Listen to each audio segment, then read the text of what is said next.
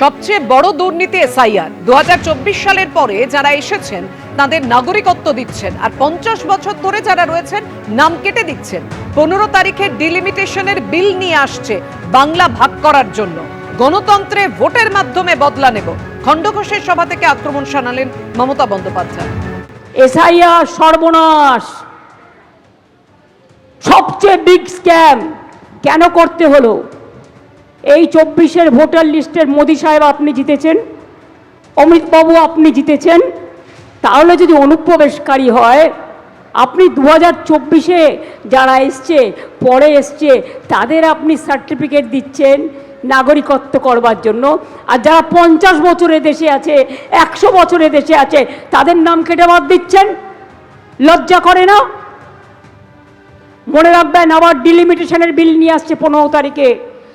মানে কি জানেন? বাংলাটাকে ভাগ করে করে নিজেদের স্বার্থে। ওরা জানে না মানুষ ভাবে এক, হয় আর এক। ধর্মের কল বাতাসে নড়ে। এসব করে গেলেও 26-এ তোমার সরকার উল্টোবে। এটা চন্দ্র সূর্য গ্রহ তারা বলছে, এটা সারা পৃথিবী বলছে, এটা সারা দেশ বলছে। তখন তুমি জেনে রেখো, তুমি যা যা কঠোর আইন করেছো সব বদলে দেবো, বদলা নেব গণতন্ত্রে ভোটের মাধ্যমে।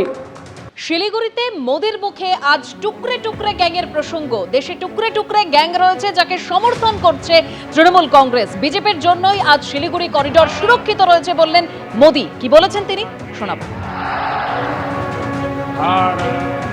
सिलीगुड़ी भारत की सुरक्षा का भी प्रमुख द्वार है।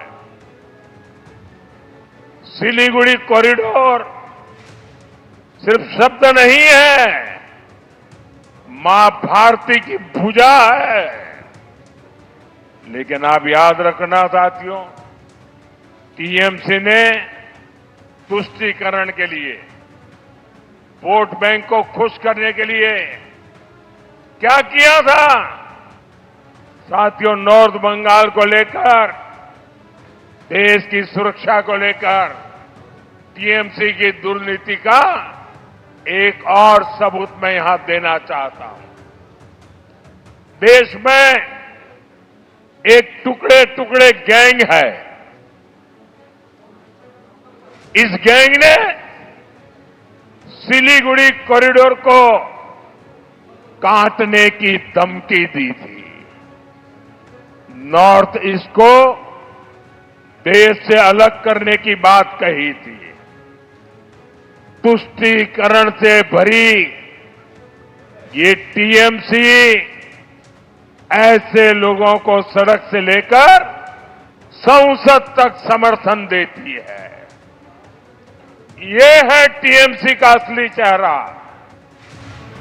নরেন্দ্র মোদীর মুখে টুকরে টুকরে গ্যাংয়ের কথা। মমতা বন্দ্যোপাধ্যায় বলছেন আজ মধ্যরাত থেকে অপারেশন শুরু হবে। ভোট দিতে বাধা দিলেই ঝাড়ু দিয়ে রাস্তা পরিষ্কার করুন। ভোটের মেশিন নিয়ে পরিকল্পনা করেছে BJP. Slow voting, slow counting, অনেককে গ্রেফতার করার চেষ্টা হবে, হুঁশিয়ারি দিলেন মমতা বন্দ্যোপাধ্যায়।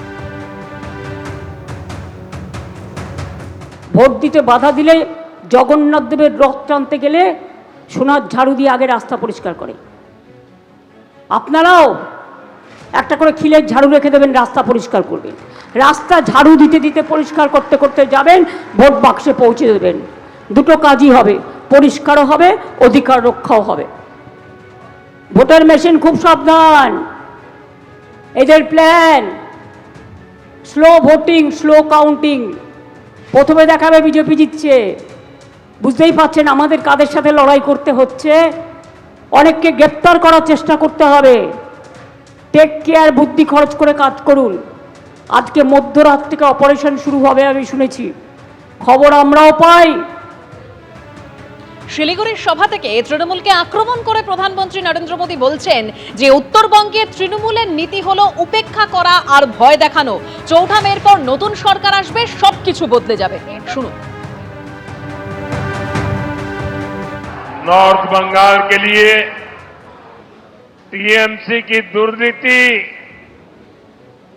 हमेशा डराना, भय पैदा करना, लोगों को भयभीत रखना, और लोगों की उपेक्षा करना।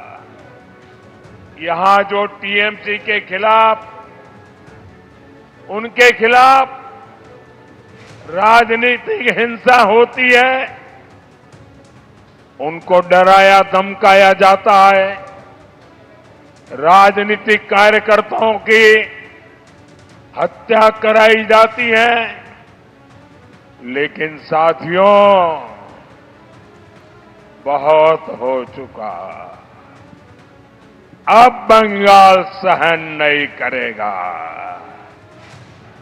अब और नहीं,